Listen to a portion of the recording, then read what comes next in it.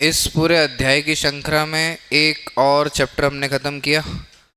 पहला चैप्टर हमने कवर किया nature and significance of management, फिर हमने कवर कर लिया क्या, प्रिंसिपल्स ऑफ मैनेजमेंट, फिर हमने कवर किया बिजनेस एनवायरनमेंट। एक चैप्टर और कवर हो गया है जिसका नाम है प्लानिंग। तो मैनेजमेंट साइकिल में जो एक चैप्टर आता है प्लानिंग, फिर आता है ऑर्गेनाइजिंग,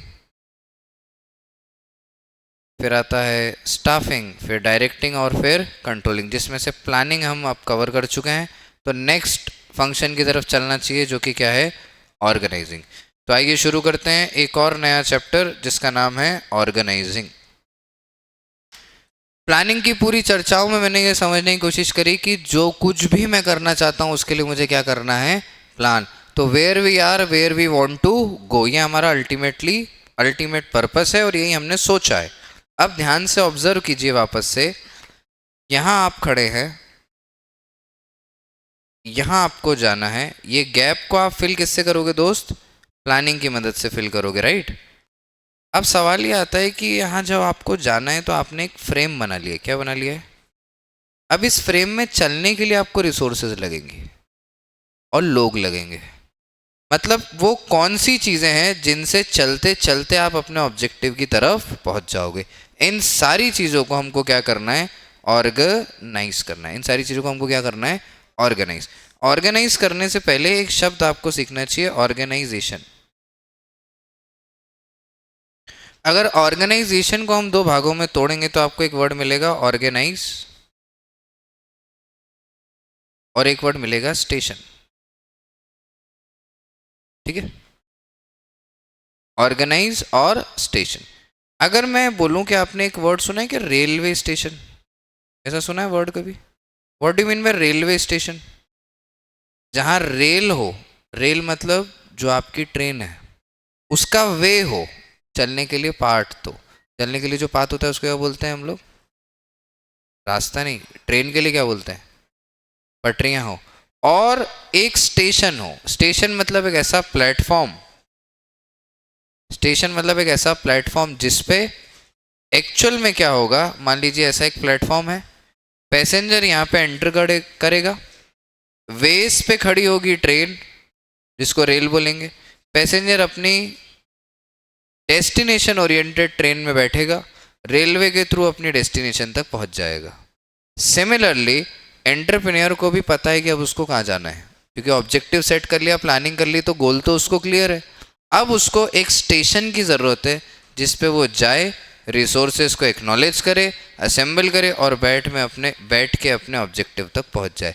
इसलिए वो क्या बनाता है, ऑर्गेनाइजेशन। और ऑर्गेनाइजेशन इंक्लूड क्या करती है, ऑर्गेनाइजिंग प्रोसेस। ऑर्गेनाइजेशन इंक्लूड क्या करती है, स्ट्रक्चर। क्या इंक्लूड करती है, structure include resources and jobs, एक डिफाइंड स्ट्रक्चर जिसके मुताबिक काम होना चाहिए। तो ऑर्गेनाइजिंग पढ़ने का और पढ़ने के बाद जो सीखने का अल्टीमेट हमारा ऑब्जेक्टिव है वो क्या है कि हमें क्या समझ में आना चाहिए, स्ट्रक्चर क्या होता है। क्या समझ में आना चाहिए, स्ट्रक्चर क्या होता है। तो रीडिंग लगेगी बहुत सारी। ये चैप्टर ऐसे छोटा दिखता है लेकिन इसमें छोटी छोटी काफ़ी सारी डिटेलिंग है, तो थोड़ा टेक्निकल हो जाएगा ये। आइए हम लोग इसको रीड करके एक एक पॉइंट को समझेंगे, कोशिश करेंगे जल्द से जल्द इसको ख़त्म करने की। चलिए हाइलाइटर उठाइए, पढ़ना शुरू करिए मेरे साथ। ज़्यादा कोशिश करेंगे कि हम रीड करके इसको सॉल्व कर पाए। आइए, organising essentially implies a process which coordinates human effort, coordinates with human effort, not related to human effort. Human effort से रिलेटेड तो कौन सी प्रोसेस है, स्टाफिंग प्रोसेस है। ये क्या करती है, ह्यूमन एफर्ट के साथ कोऑर्डिनेट करती है, right. assembles resources and integrates both into a unified whole to be utilized for achieving specific objective. Very important, very very important. जब हम स्ट्रक्चर बनाने की बात करते हैं ना, तो स्ट्रक्चर में होता क्या है, स्ट्रक्चर में दो चीज़ें बनाई जाती हैं कि रिसोर्सेज कैसी होंगी, राइट। दूसरा पोजीशन क्या होगी, position for home, position for employees, position for the person जो इन काम को परफॉर्म करेंगे अलॉन्ग विद द रिसोर्सेज। तो अगर कोई आपसे पूछे कि ऑर्गेनाइजिंग मतलब क्या, तो आप क्या जवाब देंगे, ह्यूमन एफर्ट्स को, रिसोर्सेज को इंटीग्रेट करके यूनिफाइड करना, एक बनाना और काम निकलवाना इज कंसिडर्ड एज ऑर्गेनाइजिंग। क्या ये बात क्लियर होती है? पक्का। आगे चल के देखते हैं, एक चीज और भी इन्होंने बहुत अच्छी लिखी है इसमें। Organising can be defined as the process that initiate implementation of plan. Planning में जो प्लान आपने बनाया उसको इम्प्लीमेंट कौन करेगा? Organising. By clarifying jobs and working relationship, दो चीजें क्लियर करी। By clarifying jobs and working relationship, jobs कौन कौन सी, जो भी काम हमको करवाना हो वो जॉब्स के अंदर में आ गया। और वर्किंग रिलेशनशिप का मतलब क्या हुआ यहाँ पे? वर्किंग रिलेशनशिप का मतलब ये है कि सुपीरियर सबऑर्डिनेट रिलेशनशिप सीखा था, वो वर्किंग रिलेशनशिप यहाँ पे हमको डिफाइन करना है, along with the delegation part, along with the authority part, along with the accountability part. ठीक, तो ये ये पूरे चैप्टर का कोर मिलेगा अपने को। And effectively deploying resources for the attainment of identified and desired result, which are the goals which are pre-planned in the concept of planning। ठीक, समझ आता है ऑर्गेनाइजिंग का मतलब? याद आ गया आपको? डेफिनेशन लिखी है मैंने एक राइटर की, मैं चाहता हूँ ये आपको अच्छे से क्लियर हो। क्या लिखते हैं ये? Organising is the process of identifying and grouping the work. पता करना, आइडेंटिफाई करना और उस काम के हिसाब से क्या बनाना? ग्रुप बनाना। ये ऑर्गेनाइजिंग का एक काम है। Defining and delegating the responsibility and authority, काम को डेलीगेट करना और डिफाइन करना कि कौन ये काम करेगा, मतलब रिलेशनशिप डेवलप करना। किसका रिलेशनशिप? सीनियर जूनियर का, सुपीरियर सबऑर्डिनेट का। And establishing relationship for the purpose of enabling people to work most effectively together in the accomplishment of object। बोलो जी, ऑर्गेनाइजिंग की डेफिनेशन क्लियर हुई क्या? पक्का? किसने दी है ये? Louis Allen. ध्यान रखेंगे। सीधी शुरुआत मैं आपकी करूंगा लेवल 2 से। यहाँ पे लेवल 2 ही सब कुछ है। पहला वर्ड क्या आया? ऑर्गेनाइजिंग। सीधी शुरुआत किससे कर रहे हैं? ऑर्गेनाइजिंग प्रोसेस है। बड़ी कमाल की प्रोसेस है, 4 स्टेप की प्रोसेस है। दूसरी प्रोसेस है जो हम सीख रहे हैं, एक प्रोसेस सीख चुके हैं। कौन सी प्रोसेस सीखी थी अपन ने? Planning process. प्लानिंग प्रोसेस याद है? Setting objective, developing premises, identifying alternative course of action, selection of alternative course of action by evaluation, then implementation, then follow up, ऐसी सब बातें थी। ठीक, now we have organising process. देखिए जी, आइए। First step, identification and division of work. क्या काम करना है पहले ये पता करो और उसको डिवाइड कर दो। क्या डिवीजन ऑफ वर्क हम सीख चुके हैं? अपने पीओएम में सीखा था, प्रिंसिपल ऑफ मैनेजमेंट में। किसने सिखाया अपने को division of work? Henry Fayol ने सिखाया। अपने को क्या सिखाया? कि काम को बढ़ जाए तो बांट देना। अभी हम बड़ी ऑर्गेनाइजेशन बनाने की बातें कर रहे हैं, आर्टिस्टिक से स्टैंडर्डाइजेशन की तरफ चल रहे हैं, तो हमें काम तो क्या करना है? बांटना ही है। तो काम पहचानो और बांट दो, पहला step. The first step where total work is identified and divided into smaller manageable task. काम बांटने का मतलब ये नहीं किसी को ज़्यादा किसी को कम। मैनेजेबल टास्क, जिसको जो काम देंगे वो कर सके, मैनेजेबल होना चाहिए, उसके लिए हमारा फोकस हो। To avoid duplication and share workload efficiently. What is the example for it? अब ऑर्गेनाइजिंग में मैंने आपको दो एग्जाम्पल दिए हैं क्योंकि आपको और क्लैरिटी आ जाए, राइट? तो एक एग्जाम्पल मैं पढ़ता हूँ आपके लिए। Amazon divides operation into packaging, delivery, inventory and customer service unit. क्या इन्होंने काम को बांट दिया है? तो पहले ढूंढा होगा कि ये 4 काम हमको ऑर्गेनाइजेशन में करना है। हमें क्या करना है? पैकेजिंग करवाना है, डिलीवरी करवाना है और इन्वेंट्री मैनेजमेंट करना है, कस्टमर को सपोर्ट देना है। तो ये 4 काम हमने ढूंढे, इन चारों को बांटा, इनका डिपार्टमेंट बनाया। यही सब हम सीखेंगे यहाँ पे। तो पहले काम ढूंढो और बांट दो, फिर इन काम का क्या बनाओ? डिपार्टमेंट बनाओ। Okay, what is the one liner? Divide the work and reduce the burden. Then the second step we have to follow, which is departmentalization. तो सिमिलर वर्क को और सिमिलर वर्क को करने वाले लोगों को हम एक डिपार्टमेंट में डालेंगे और उसे हम बोलेंगे process of departmentalisation. Seems like grouping similar activities into department to promote specialization and efficiency. किसी एक व्यक्ति को एक पर्टिकुलर डिपार्टमेंट में डाल के वही काम बार बार कराने से वो पहले इफेक्टिव होगा, एफिशिएंट होगा और फिर क्या हो जाएगा, specialised. State Bank of India divided branches region wise, north south east west zone. सुना है ऐसा? ठीक. What is the one liner? Group similar task for specialization. How many steps we have covered till? 2 steps. Number 1, what is the first step? Identification of work and division of work. Then what we do? Departmentalization of the work. Third, we have to do assigning of duties. तीसरा काम अपने को क्या करना है? Assignment of duties. काम ढूंढ लिया है, काम बांट दिया है, डिपार्टमेंट बना दिए हैं, लोगों को अलॉट कर दिया है. अब ये डिसाइड करना है कौन सीनियर, कौन जूनियर, कौन सबऑर्डिनेट, कौन सुपीरियर. ठीक. Allocating specific jobs to employ according to their skill and competencies to the effective performance. काम किसके बेसिस पे बांटेंगे? स्किल के बेसिस पे और कॉम्पिटेंसी के बेसिस पे. Example, Reliance industry appoints marketing head, finance manager and HR executives as per the qualifications. तो पढ़ना क्यों जरूरी है? बस इस काम के लिए कि हमें जो व्यक्ति चाहिए, ऑर्गेनाइजेशन को जो व्यक्ति चाहिए, उसके पास ये सेट ऑफ नॉलेज होगा, या सेट ऑफ डिग्री होगी, या क्वालिफिकेशन होगा, तो हम उसको शॉर्टलिस्ट कर सकेंगे. बस इतना सा है. What is the one liner? Right job to the right person. जो भी सही व्यक्ति होगा हमारे पास, उसको सही काम देना जरूरी है. मार्केटिंग वाले को फाइनेंस का काम दोगे तो सब बिगाड़ देगा. ठीक. Last we have establishing authority and reporting relationship. अब यहाँ पे हम एस्टेब्लिशमेंट बैठा रहे हैं किसका, कि किसके पास अथॉरिटी है, तो अथॉरिटी का फ्लो डिसाइड करेंगे और रिपोर्टिंग का फ्लो डिसाइड करेंगे. अच्छा, अथॉरिटी का फ्लो ऊपर से नीचे होता है और रिपोर्टिंग का फ्लो नीचे से ऊपर होता है. मतलब अगर मैं डायग्राम बनाऊँ यहाँ पे, तो ये कुछ इस तरीके से कहना चाह रहे हैं ना कि एक भाई जो होंगे वो होंगे सुपीरियर, और एक भाई जो होंगे वो क्या होंगे? सबऑर्डिनेट. सुपीरियर भाई साहब सबऑर्डिनेट को क्या देंगे? टास्क. और सबऑर्डिनेट भाई सुपीरियर भाई को क्या देंगे? रिजल्ट नहीं, रिपोर्ट.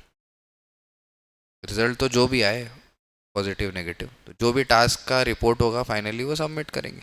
अकाउंटेबिलिटी किसकी होगी? इनिशियल अकाउंटेबिलिटी तो सबऑर्डिनेट की होगी कि उसको काम दिया है, पहले उसको सही करना चाहिए. तो हम उसको अकाउंटेबल नहीं बोलते, हम उसको बोलते हैं रिस्पॉन्सिबिलिटी. क्या बोलते हैं? अथॉरिटी किसके पास है? सुपीरियर के पास. सुपीरियर ने काम किसको दिया? सबऑर्डिनेट को. तो ये हुआ क्या? ये हुआ डेलीगेशन. क्या हुआ? सुपीरियर की रिस्पॉन्सिबिलिटी है प्राइमरी रिस्पॉन्सिबिलिटी, कि जो भी मेरे को काम दिया गया मुझे सही करना है, अगर मैं सही नहीं करूंगा तो मुझे कॉन्सिक्वेंसेस भुगतना पड़ेंगे. अगर मान लीजिए उससे गलत हो गया या काम वो सही नहीं कर पाया, तो अकाउंटेबल अब कौन है? अब अकाउंटेबल है सुपीरियर. क्या ये बात समझ पाते हैं? 4 वर्ड समझ में आना चाहिए: अथॉरिटी, अकाउंटेबिलिटी, रिस्पॉन्सिबिलिटी, और ये सब किसके अंडर में हो रहा है? डेलीगेशन के. 4 वर्ड क्लियर है? आगे और डिटेल में बात करेंगे. पक्का? तो प्रोसेस बताओ, कितने स्टेप है प्रोसेस में? 4. कौन कौन से? Identification and division of work, departmentalisation, assignment of duties and establishing authority and responsibility. क्या यहाँ तक क्लियर है? पक्का? वन लाइनर क्या था? Clear boss, clear responsibility. ठीक. बचा हुआ रीड करिए और फिर हम चलते हैं आगे. एक लेवल 1 का टॉपिक है यहाँ पे, इम्पोर्टेंस ऑफ ऑर्गेनाइजेशन.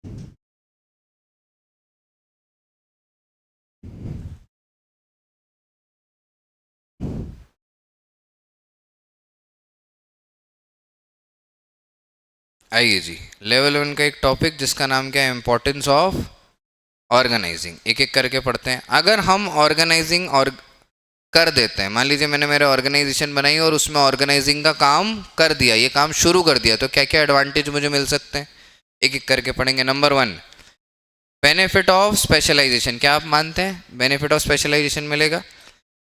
एग्जाम्पल क्या है? Toyota use assembly line specialization for efficient car production. Domino's assigns separate staff for order taking and pizza making and delivery. अलग अलग स्टाफ डिजाइन किया। What is the one liner? Specialized work increase speed and skill. Second we have clarity in working relationship, क्योंकि हमने authority responsibility पहले ही clear कर दी है, superior subordinate clear कर दिया है, तो हमें क्या समझ में आएगा कि जो वर्किंग रिलेशनशिप है वो है clear. Emphasis follows a structure reporting system team structure reporting system from team leader to project head. State Bank of India maintains hierarchy from clerk to branch manager to regional office. Hierarchy should be there. Clear boss, clear responsibility. Then we have optimum utilization of the resources. काम बिल्कुल सटीक बांटा है, resources उस हिसाब से allocate हुई हैं, तो पॉसिबिलिटी है कि जो रिसोर्सेज का यूज होगा वो कैसा होगा, optimum. Reliance Industry allocates manpower capital efficiently across the telecom, retail and the petrochemicals. तभी उनकी सारी कंपनीज अच्छा परफॉर्म कर पाती हैं, right? Right use of every resource is very important. This is the importance of organizing. How many importance we have covered till 3? What are these 3? Specialization of, benefit of specialization, clarity in working, then optimum utilization of resources. Then we have adaptation to change. क्योंकि हमारे पास हर चीज़ का separate department है, तो कल को कोई भी department specific चीज़ आती है तो हम उसको अडॉप्ट कर सकते हैं, right? Like Netflix shift from DVD rental to online streaming model. Tata motor expanded into electric vehicle due to changing market trends. तो हमने, हमारे पास अडॉप्टिव पावर्स हैं, right? Organize today, survive tomorrow. Then we have effective administration. What we have? Effective administration. क्योंकि हमने hierarchy बना रखी है, operational level, middle level, top level, हर लेवल पे हमारे लोग हैं। हमको पता है कौन सीनियर कौन जूनियर, पहले कौन आएगा बाद में कौन आएगा, काम किसको दिया जाएगा। तो हमारे पास एक प्रॉपर एडमिन डिपार्टमेंट रेडी हो गया, एक एडमिनिस्ट्रेशन रेडी हो गया। जब ईस्ट इंडिया कंपनी हिंदुस्तान आई थी तो उनको पता था कि दूसरी कंट्री में जाकर राज करना मुश्किल है, तो उन्होंने डायरेक्टली कभी राजा बनने की कोशिश नहीं करी। उन्होंने सबसे पहले क्या इस्टेब्लिश किया था? Administration department. यूपीएससी देन है आज की तारीख में, वो अंग्रेजों की देन है। क्यों? क्योंकि वो जानते थे कि जो ऑपरेशनल मैनेजमेंट है ना, जो मैनेजरियल प्रोसेस है, हम उसको स्ट्रॉन्ग कर सकते हैं। अगर वो हमारे पक्ष में आ गई तो फिर ओनर के होने या नहीं होने से कोई फर्क नहीं पड़ेगा। Wipro clearly defined role project to ensure smooth execution. ICICI Bank follows structured administrative control for efficient operation. Clear role makes management easy. अगर आपको आपका रोल क्लियर है तो आप अपना मैनेजमेंट भी आराम से कर पाएंगे। अभी आपका रोल क्या है? यू आर अ स्टूडेंट, तो अगर आप स्टूडेंट के जैसा बिहेव करेंगे तो आपका स्टूडेंट मैनेजमेंट का सारा पार्ट बहुत आराम से मैनेज हो जाए। Then we have development of personal. आप एक डिपार्टमेंट में हैं, डिपार्टमेंट में स्पेसिफाइड काम कर रहे हैं, स्पेसिफिक स्किल फॉलो कर रहे हैं और काफ़ी समय से कर रहे हैं, तो पॉसिबिलिटी है कि अब आपका डेवलपमेंट भी हो रहा होगा। Google encourage delegation and innovation through team autonomy.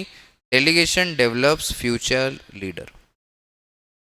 काम आपका है, अपने जूनियर को दोगे तो वो सीखेगा ना, सीखेगा तो सीनियर हो जाएगा, तो ग्रोथ हो रही है ना भाई साहब। Expansion and growth. Last importance of organizing, expansion and what is the expansion? कल सीखा था अपन ने, या तो टर्नओवर बढ़ना चाहिए या नंबर ऑफ एम्प्लॉयज बढ़ना चाहिए।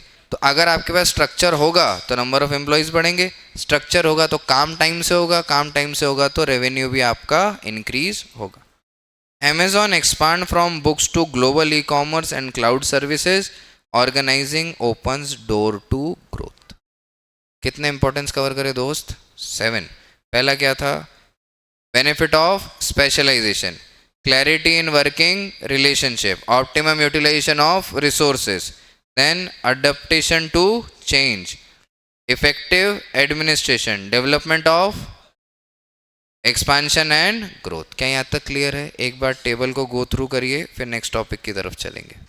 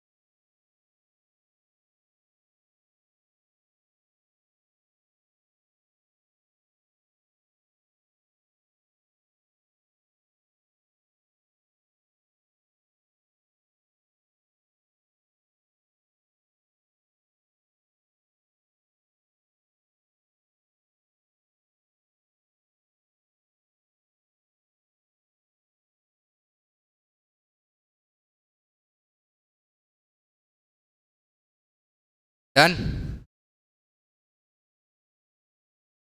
अब चलते हैं एक और इम्पॉर्टेंट एलिमेंट की तरफ, जिसका नाम है ऑर्गेनाइजेशनल स्ट्रक्चर। अब जो बेटा चर्चा करने जा रहे हैं ये और लेवल अप है और डिटेलिंग है। यहाँ पे आपको एक एक वर्ड मेरे साथ पढ़ना है, क्योंकि अब मैंने इसको रिवीजन पॉइंट ऑफ व्यू से लिखा तो है, लेकिन इसकी डिटेलिंग ऐसी है कि जो आपने पहली बार सीखा है वैसा ही करना है। पर प्रॉब्लम क्या है, इसमें पढ़ना बहुत पड़ेगा, एक एक शब्द पढ़ेंगे, क्योंकि मैं नहीं चाहता अब इसके बाद घर जाके वापस ऑर्गेनाइजिंग पढ़ना पड़े। आप सीधा घर जाके आप क्या करेंगे, ऑर्गेनाइजिंग के क्वेश्चन सॉल्व करेंगे, राइट। तो आइए एक बार डिटेल में पढ़ते हैं। स्ट्रक्चर तो हमें समझ में आ गया ना, स्ट्रक्चर क्या होता है। हम ड्यूटीज के हिसाब से, काम के हिसाब से एक स्ट्रक्चर डिजाइन करेंगे, राइट। आओ समझते हैं। Organization structure is the outcome of organizing process. Organizing process करेंगे तो क्या मिलेगा, ऑर्गेनाइजेशन स्ट्रक्चर। ऑर्गेनाइजिंग क्यों पढ़ते हैं, ऑर्गेनाइजेशन स्ट्रक्चर बनाने के लिए पढ़ते हैं। It is the framework within which managerial and operational tasks are performed. It defines, तीन चीज़ें डिफाइन करता है, ये आता है एमसीक्यू में, ध्यान रखना। Relationship between people, flow of authority and responsibility, ये कल ही सीखे थे। फ्लो ऑफ अथॉरिटी और रिस्पॉन्सिबिलिटी क्या है भाई, ऊपर से नीचे अथॉरिटी, नीचे से ऊपर responsibility. Coordination of human, physical and financial resource, तीन चीज़ें। क्या बनाना चाहिए आपको यहाँ पे, ट्रायंगल बनाओ भाई जल्दी से, और तीनों चीज़ें इसमें लिख लो। फिर सवाल आता है कि एक इफेक्टिव स्ट्रक्चर कैसा दिखता है। तो हम बोलते हैं जिससे प्रॉफिटेबिलिटी बढ़े, जिससे स्मूथ कम्युनिकेशन हो, स्केलर चेन, जिससे कोऑर्डिनेशन और कंट्रोल हो, पूरे ऑर्गेनाइजेशन को हम कंट्रोल कर सकें और कोऑर्डिनेट भी कर सकें, जो हेल्प करे ऑर्गेनाइजेशन को ग्रोथ और इन्वायरमेंटल चेंजेस के हिसाब से अडॉप्ट करने में। अगर ये चार काम आप कर सकते हो तो आप क्या कर सकते हो, आपका स्ट्रक्चर कैसा है इफेक्टिव स्ट्रक्चर है। आपका ऑर्गेनाइजेशन स्ट्रक्चर कैसा है, बहुत इफेक्टिव है। ये प्योर क्वेश्चन है आपके सीबीएसई का। यहाँ पे क्या बनाना चाहिए बेटा, एक स्क्वायर। क्या बनाना चाहिए यहाँ पे, स्क्वायर बनाओ, रेक्टेंगल बनाओ, जो बनाना है बनाओ, और 4 पॉइंट लिखोगे। 4 पॉइंट पहला क्या है, इंक्रीज प्रॉफिटेबिलिटी, फिर ensure smooth communication, then improve coordination and control, and lastly क्या है, helps the organization to adopt to growth and the environmental changes. ठीक है, यहाँ तक क्लियर है, पक्का। अब एक टॉपिक की तरफ मैं जा रहा हूँ जिसका नाम है स्पान ऑफ मैनेजमेंट। क्या नाम है भाई,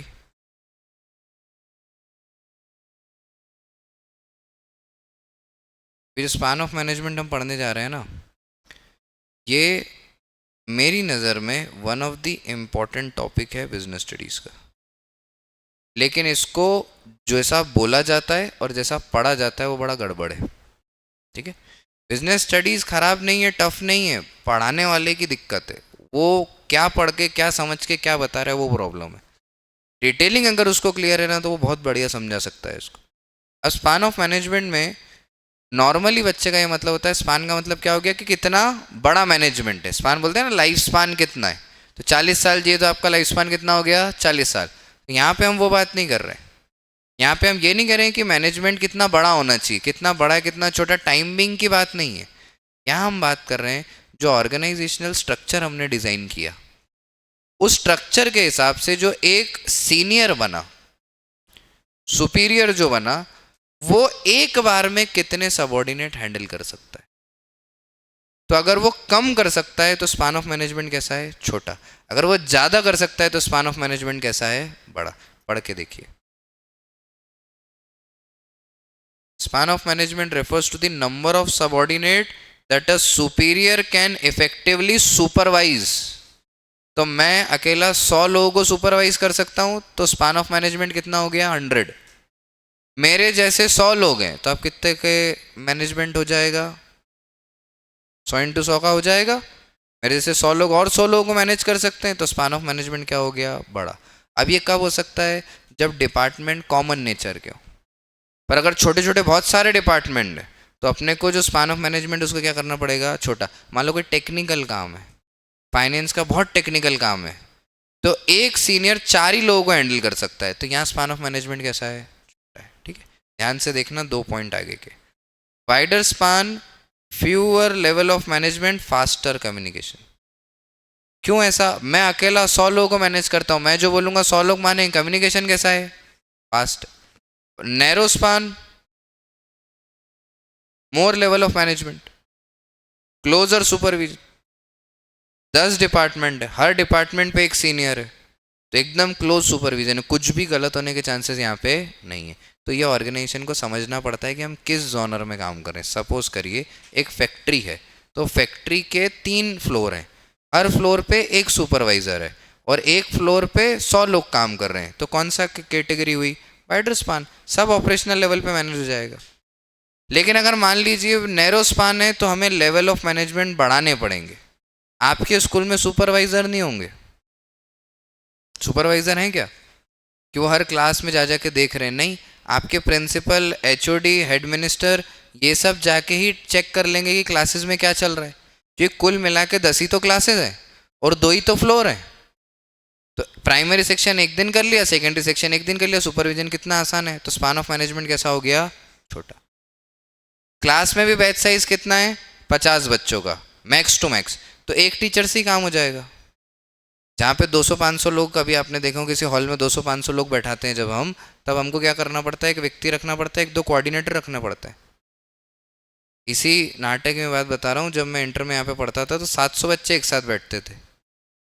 अब सर ने होमवर्क दिया है तो होमवर्क चेक होता था, 700 बच्चों का कर लो होमवर्क चेक।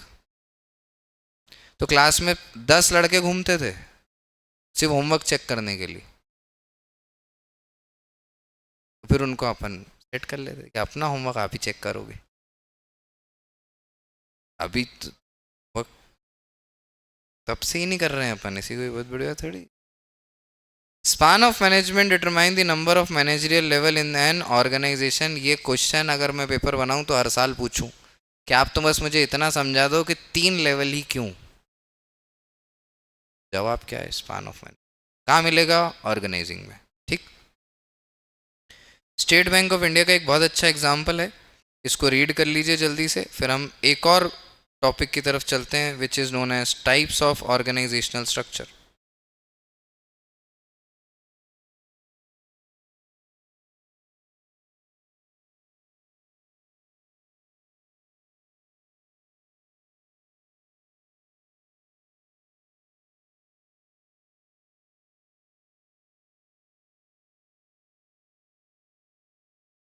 ठीक है, अब ध्यान से देखिए, कितने स्ट्रक्चर्स हैं बेटा अपने पास। स्ट्रक्चर को 2 कैटेगरी में बांटते हैं, एक को बांटते हैं वर्क कैटेगरी में, किस में बांटते हैं, और एक को बांटते हैं कम्युनिकेशन कैटेगरी में। ठीक है, ऐसे तो हजारों हो सकते हैं, लेकिन अभी मेजरली हमको 4 डिस्कस करना है। वर्क कैटेगरी में जो हमने स्ट्रक्चर बांटे हैं ये 2 होंगे, एक फंक्शनल होगा और एक डिविजनल होगा। कम्युनिकेशन कैटेगरी में जब आप बांटोगे तो आपको मिलेगा informal communication and formal communication. ठीक है, तो ये चारों का डिस्कशन अपने को करना है। चलो शुरू करते हैं, वही रीडिंग करना है। अब इसमें जो टेबल लिखा है ना, ये टेबल बड़ा अलग लिखा है। मैंने फंक्शनल पे पूरा एक टेबल लिखा है। तो आपको फंक्शनल को सिर्फ मीनिंग नहीं समझना है, क्या क्या समझना है ध्यान से देखिएगा। सब हेडिंग क्या है, मीनिंग क्या है, एडवांटेज क्या है, डिसएडवांटेज क्या है, सूटेबिलिटी क्या है, एग्जाम्पल क्या है, वन लाइनर क्या है, सब लिख दिया मैंने इसमें। तो अब आपको एक लाइन में भी पता होना चाहिए कि फंक्शनल का मतलब क्या होता है, फायदे क्या है, नुकसान क्या है पता होना चाहिए, और क्या पता होना चाहिए कि इसका सूटेबिलिटी क्या है, राइट। तो let's start with the functional structure, an organizational structure in which jobs of similar nature are grouped into functional departments such as production, marketing, finance, purchase and personnel. All department report to a coordinating head. ऐसे department, ऐसे structure को क्या बोलेंगे, functional structure बोलेंगे। क्या बात समझ पाए, जिसमें स्ट्रक्चर कैसे डिजाइन किया हमने, फंक्शन के बेसिस पे डिजाइन किया। किसके बेसिस पे डिजाइन किया, मान लीजिए ये कोऑर्डिनेटिंग हेड है और हमने फिर बनाए 4 डिपार्टमेंट।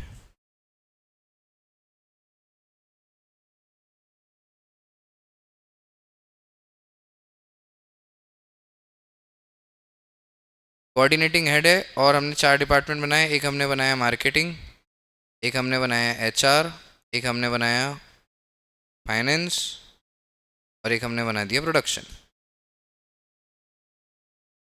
इन सब का अपना अपना भी एक हेड होगा। अच्छा, ये काम के हिसाब से बांटे हैं, सिमिलर ग्रुप ऑफ वर्क के हिसाब से मैंने क्या बना दिया, डिपार्टमेंट। तो प्रोडक्शन डिपार्टमेंट वाले प्रोडक्शन पे दिमाग लगाएंगे, मार्केटिंग वाले मार्केटिंग पे लगाएंगे, और सब रिपोर्ट किसको जाके करेंगे, कोऑर्डिनेटिंग हेड को। अब कोऑर्डिनेटिंग हेड भी 2 होंगे, एक अपने डिपार्टमेंट का हेड और एक उन सब का हेड जो सारे डिस्कशंस को मैनेज करेगा। क्या समझ में आता है, इसको क्या बोलते हैं, फंक्शनल स्ट्रक्चर। क्या बोलते हैं, आवाज नहीं है, क्या बोलते हैं इसको, functional structure. Advantage disadvantage read करिएगा, लेकिन उसके पहले आप मुझे बताइए सूटेबिलिटी क्या है। Large organisations with diversified activity require high degree of functional departmentalisation. ठीक, एग्जाम्पल के लिए state Bank of India has separate department for loan operation, HR and accounts. Infosys divide work into software development, HR, finance and marketing. What is the one liner we have, same work same department. ठीक,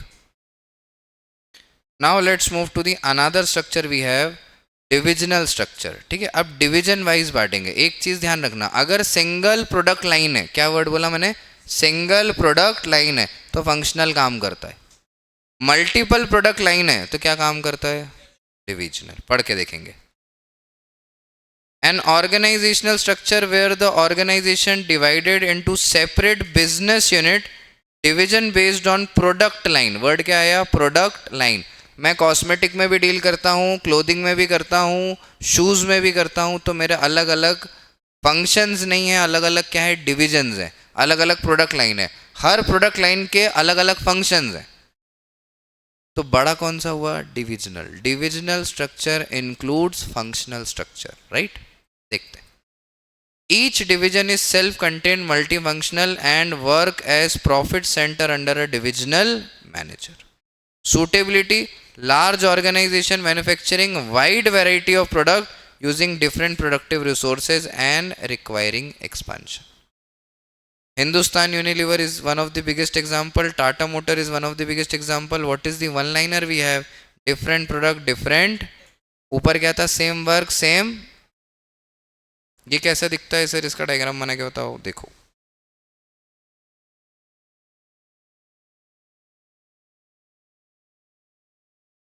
अब जैसे एक shoes का department हो गया मेरा, ठीक है, एक मेरा हो गया क्लोथिंग का,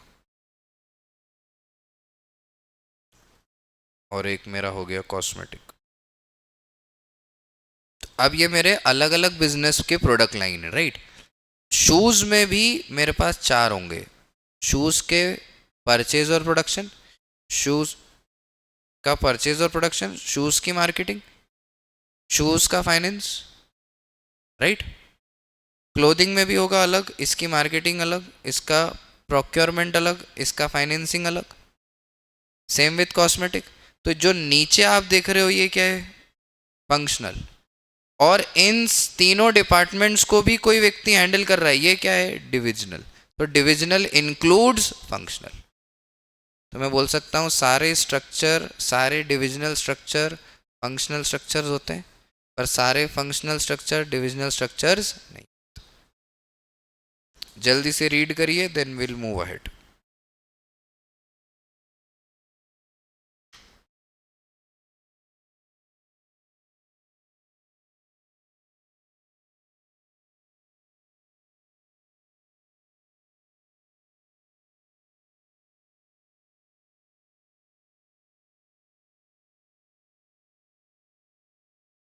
एक कंपेरेटिव टेबल भी दिया है मैंने आपके लिए, इसको भी रीड कर लीजिए जल्दी से।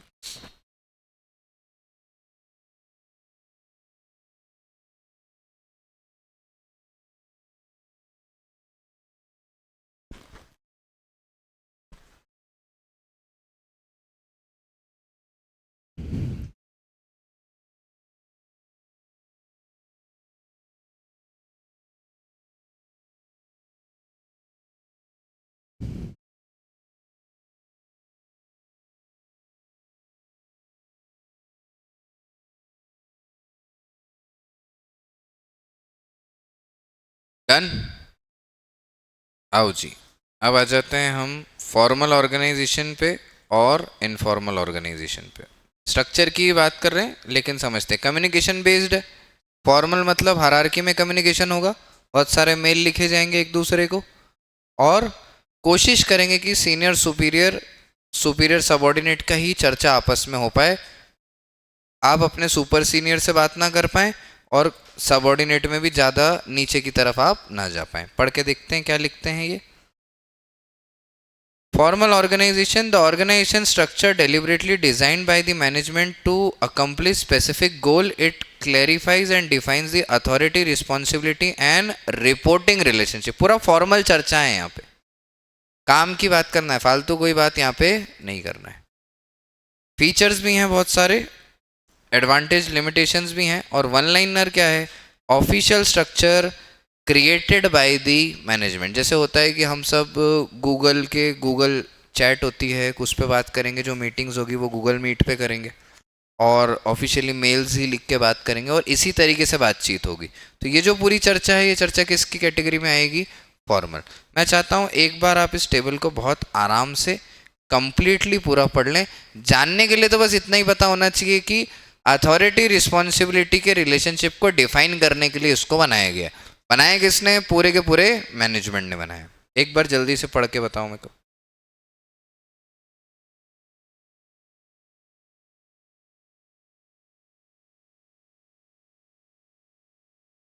किसी भी पॉइंट पे आपको लगता है, ऑनलाइन ऑफलाइन जिसको भी कहीं पे भी कुछ लग रहा है, आप मुझे बताइए, मैं इसको करेक्ट करता हूँ, डिस्कस कर लेता हूँ।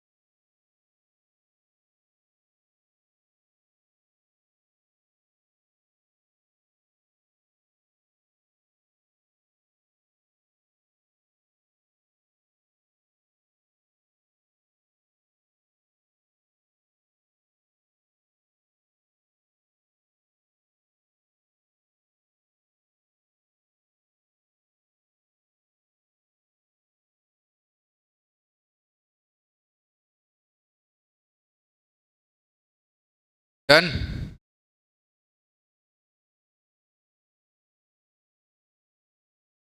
अब एक टॉपिक पे बात करते हैं जिसका नाम है इनफॉर्मल ऑर्गेनाइजेशन। ठीक है, इनफॉर्मल ऑर्गेनाइजेशन में क्या होगा, अब यहाँ पे जो मैनेजमेंट करेगा ना, वो क्या करेगा, नेटवर्किंग बनाएगा। क्या बनाएगा, वहाँ पे हम क्या बना रहे थे, हायरार्कियल स्ट्रक्चर बना रहे थे ऑफिशियल कम्युनिकेशन के लिए। यहाँ पे हम चाहते हैं कि थोड़ा सा आसपास में गॉसिप भी होती रहे, थोड़ी सी इधर उधर की भी बात होती रहे, थोड़ी बहुत चर्चाएं होती रहे, क्योंकि ह्यूमन सोशल एनिमल हैं, ये लोग आसपास में रहेंगे तो फालतू बात जरूर करेंगे। अगर पूरा टाइम मेल लिखवाओगे तो मेल पे करने लग जाएंगे। तो इससे बेस्ट क्या है कि इनको थोड़ा टाइम दो, स्पेस दो, ताकि ये इनफॉर्मल कम्युनिकेशन कर पाएँ। जितना इनफॉर्मल कम्युनिकेशन होगा उतना ही एक दूसरे के साथ कंफर्टेबल होंगे, जितना कंफर्टेबल होंगे उतना अच्छा टीम वर्क पॉसिबल है, right. A network of social relationship that arise spontaneously within the formal organization due to interaction among employees। क्या ये ज़रूरी है? हाँ, बहुत ज़रूरी है। अगर आप अपने आसपास के डिपार्टमेंट के सारे लोगों को मशीन के जैसा ट्रीट करेंगे, काम पूर्ता बात करेंगे और सिर्फ काम की बात करेंगे, तो थोड़े समय तक तो वो झेल पाएंगे, ज़्यादा समय तक वो झेल नहीं पाएंगे। थोड़ा सा उनको रिलीफ चाहिए, इधर उधर की बात करने की उनको ज़रूरत होती है। इससे फ़ायदा ही होता है, नुकसान भी हैं इसके, लेकिन इससे मेजरली फ़ायदा क्या होता है कि जब एक दूसरे के साथ लोग कंफर्टेबल होते हैं तो काम करने में उनको कोई प्रॉब्लम नहीं होती, right. Suitable for one liner क्या है इसमें? Social network formed by employees. क्या ये ज़रूरी है? बहुत ज़रूरी है। फाइनेंस में काम करने वाले 5 लोग रोज आपस में बैठते हैं लेकिन काम की ही बात करते हैं, तो कितना काम करेंगे? और फिर कंपटीशन भी अलग हो जाएगा, फिर पॉलिटिक्स होने लगेगी। तो बेस्ट तरीका क्या है कि इनको थोड़ा सा इनफॉर्मली कनेक्टेड रखा जाए। इसलिए आजकल बहुत सारी ऑर्गेनाइजेशन क्या करती हैं, क्रिकेट टूर्नामेंट्स कराती हैं, डिपार्टमेंट वाइज करा देती हैं। जो नॉर्मल, जैसे अब आजकल तो ऐसा है ना कि महिलाएं और जेंट्स सब एक ही डिपार्टमेंट में काम करते हैं, तो इनको ट्रिप्स पे ले जाया जाता है स्पेसिफिक। इनको अलग टाइप की पार्टीज़ दी जाती हैं ताकि ये लोग थोड़ा सा क्या हो जाए, फ्रेंडली बिहेव कर सकें, अपने ऑफिस के कलीग्स वगैरह के साथ थोड़ा सा घुल मिल जाएं जी। बचा हुआ सारा पार्ट जल्दी से, टाइम वेस्ट नहीं करना है, टाइम वेस्ट करने आए नहीं हैं आप यहाँ पे।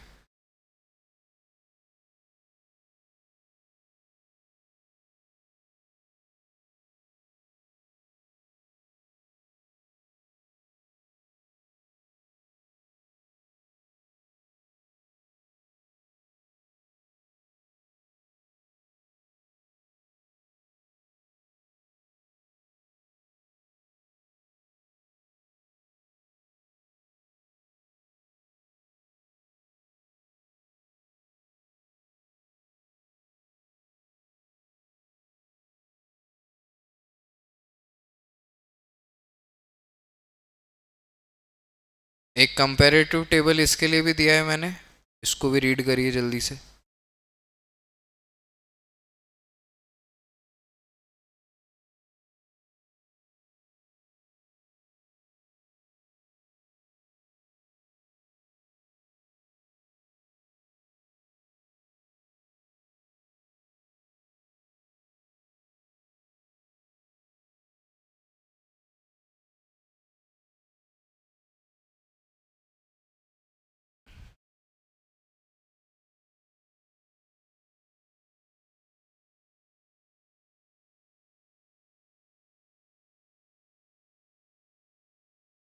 आप लोग पढ़ने ही आए ना?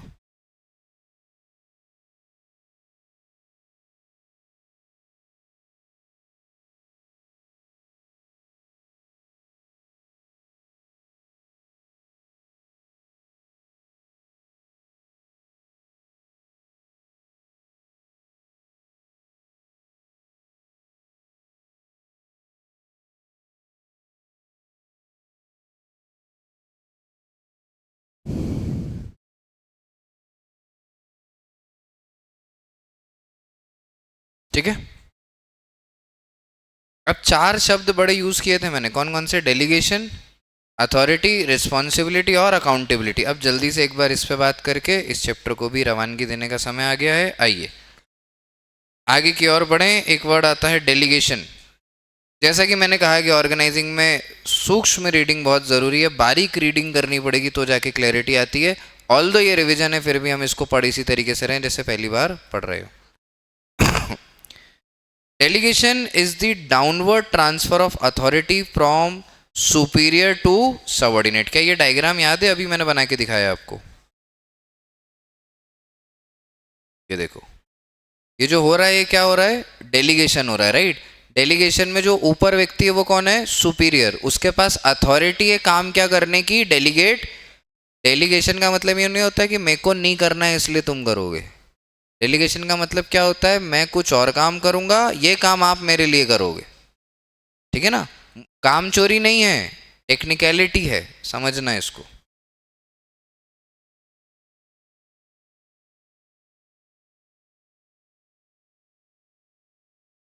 To accomplish assign task the manager remains accountable. Manager की अकाउंटेबिलिटी खत्म नहीं हुई है, प्राइमरी रिस्पॉन्सिबिलिटी क्या हो गई है, शिफ्ट हो गई है। क्या ये बात समझ पाते हो आप?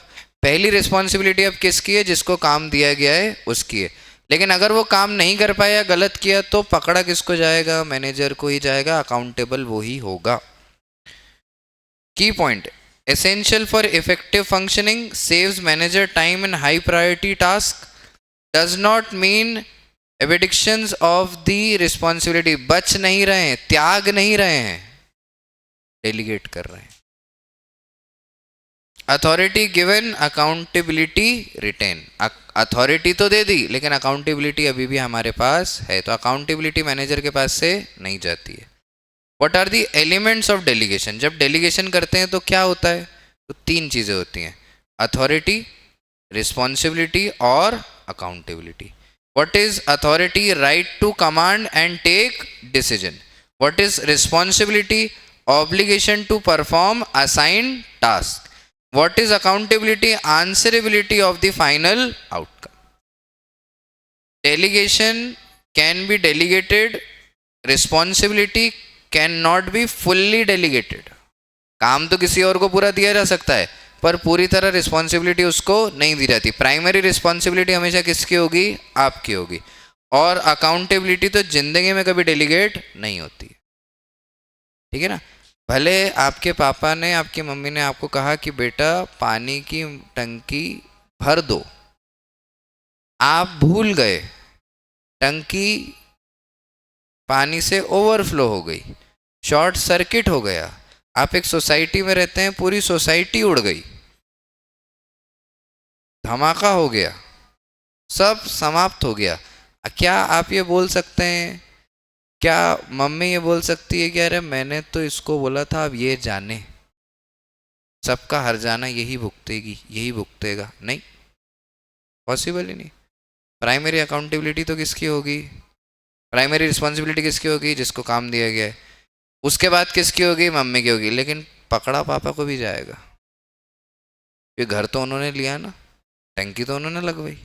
पापा ने काम डेलीगेट कर दिया मम्मी को, मम्मी ने काम डेलीगेट कर दिया घर की बड़ी बेटी को, और बड़ी बेटी ने काम डेलीगेट कर दिया घर के छोटे लड़के को, और छोटे लड़के ने कहा कर दिया।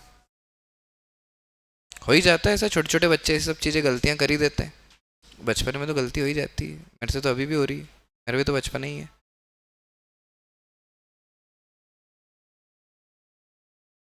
फ्लो कैसा है भाई साहब, सुपीरियर टू सबऑर्डिनेट। रिस्पॉन्सिबिलिटी का फ्लो कैसा है,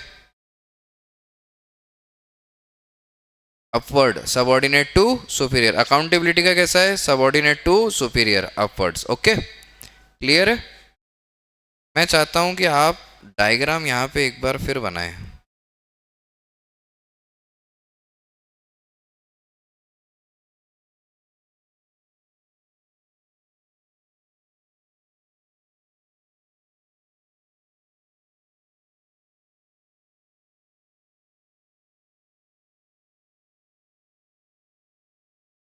ध्यान से देखो,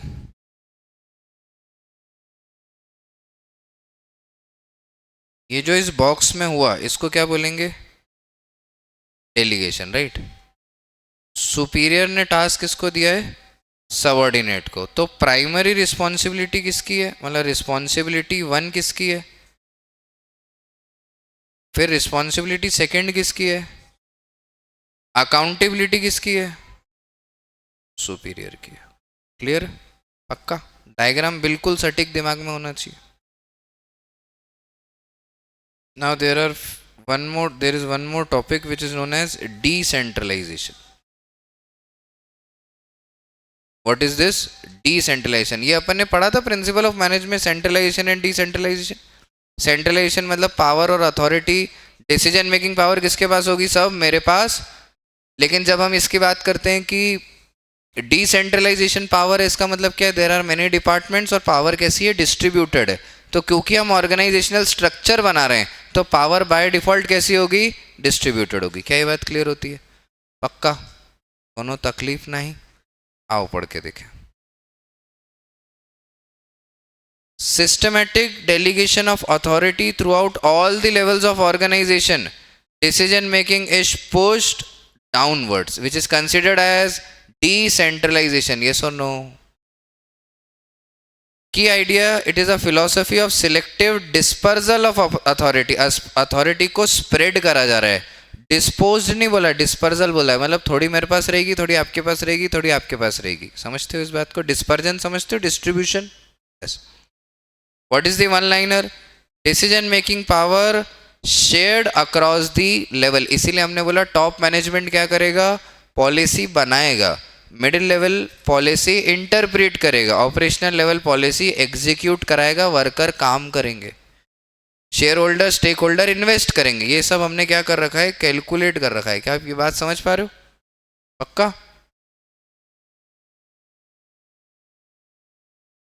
बचा हुआ सब पार्ट एक बार कवर करो। ये सब वो बातें हैं जो आपने कोर कंसेप्ट सीख लिया, अब बस एक रीडिंग कर लेंगे तो हमारा रिवीजन साइकिल पूरा का पूरा कंप्लीट यहाँ पे हो जाएगा। ठीक है, तो जल्दी से 5 से 7 मिनट लीजिए, पूरे चैप्टर को रीड करिए। यहाँ पे हमने जाके ख़त्म क्या किया? हमारा एक और चैप्टर आज का, जिसका नाम क्या है? ऑर्गेनाइजिंग। अब हमारे 5 अध्याय पूरे हो गए हैं। पहला अध्याय था nature and significance of management, principle of management, business environment, then we covered planning, and now we are about to close what is organizing. And I hope you are very clear with the concept of planning and organizing. क्या यहाँ तक बात बिल्कुल clear है? कोई problem तो नहीं है इसमें? पक्का?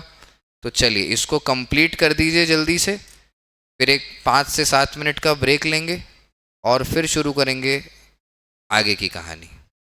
ठीक है? Thank you for the organising.